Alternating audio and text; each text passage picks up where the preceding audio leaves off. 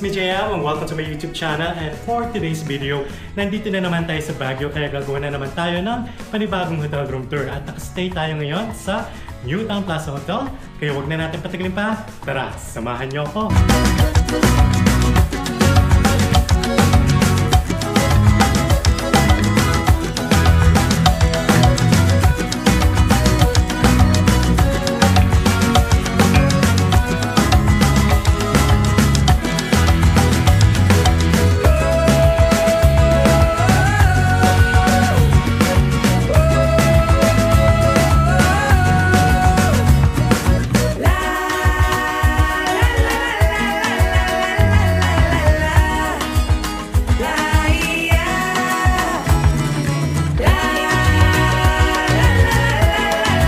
Alright guys, so ngayon naman ang papakita ko sa inyo ay yung kanilang toilet and bath.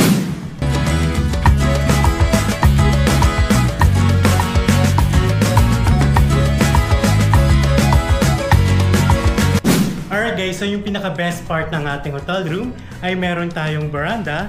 Although yung view natin dito ay residential, and sinubukan natin na magpalipat sa mas higher floor, pero wala na daw available. At ang available na lang daw ay yung 6th floor pero wala nang veranda kundi window lang. So nag-stay na lang tayo dito sa 5th floor. At ngayon papakita ko sa inyo kung ano yung view natin dito.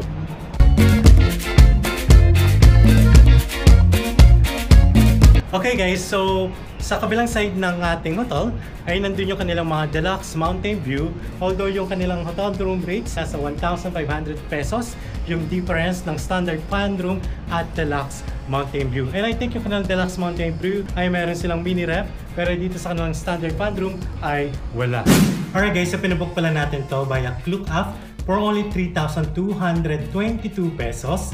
And if ever gagamitin nyo ang aking Klook promo code na JUDEKLOOK, makakakuha pa kayo ng 3 to 5% discount at magiging 3,060 pesos na lang. And ang pinabook pala natin ay yung kanilang standard fan room for only 3,222 pesos, good for 2 person with buffet breakfast. And tomorrow, ipapakita ko sa inyo yung mga food choices sa ating buffet breakfast. Meron din silang family room for only 7,503 pesos, good for 4 person with buffet breakfast. And by the way guys, yung mga hotel room rates nila ay depende pa rin sa date na pag-stay nyo, pero mas mura talaga kung papabook kayo sa Klook.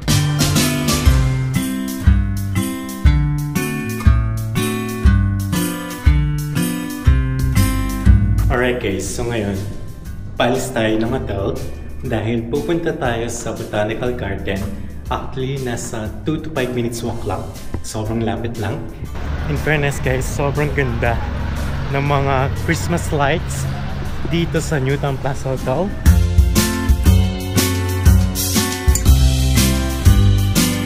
Alright guys, so sobrang ganda sa video. And sobrang liwanag niya. Ang saya lang. And good thing wala masyadong pila ngayon sa Botanical Garden. Pero di ako sure Pero parang feeling ko talaga wala. Dahil wala tayong nakikitang pila mula dito. Alright guys, so sobrang lapit lang niya talaga. So tatawid lang tayo dito. And buti na lang yung camera natin sobrang liit and sobrang wide, kahit hindi na natin hinahawakan or tinitignan habang nagbibideo. And alright guys, so wala talagang tao. Ang saya.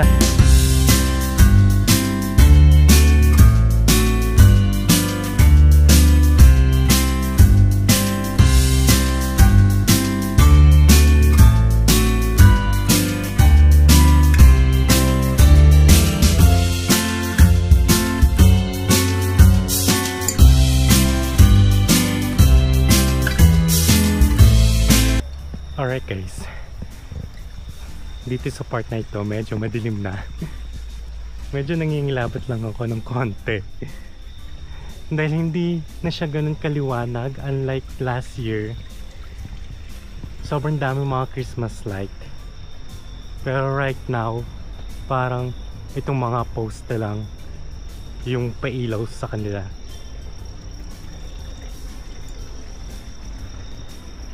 Alright guys, so medyo natakot lang tayo dito banda kasi walang masyadong tao at sobrang dilim.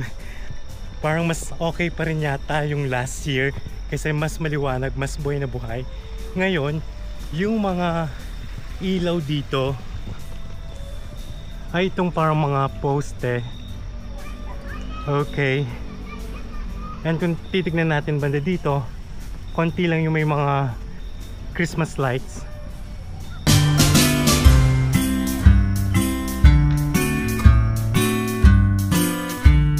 Pero in fairness guys, sobrang bungo ng mga bulaklak.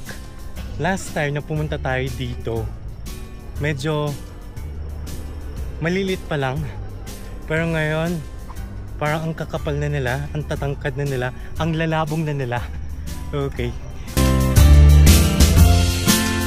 Kaya for sure, kapag hapon or umaga, maganda pumunta dito. Parang nasa Northern Blossom Flower Farm ka na rin.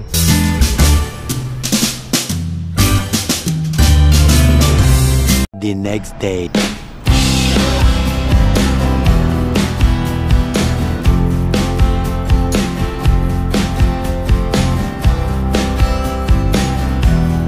Alright guys, so nandito na tayo ngayon sa Elements Buffet para sa kanilang buffet breakfast, and ipapakita ko sa inyo kung ano-ano yung mga kinuha natin.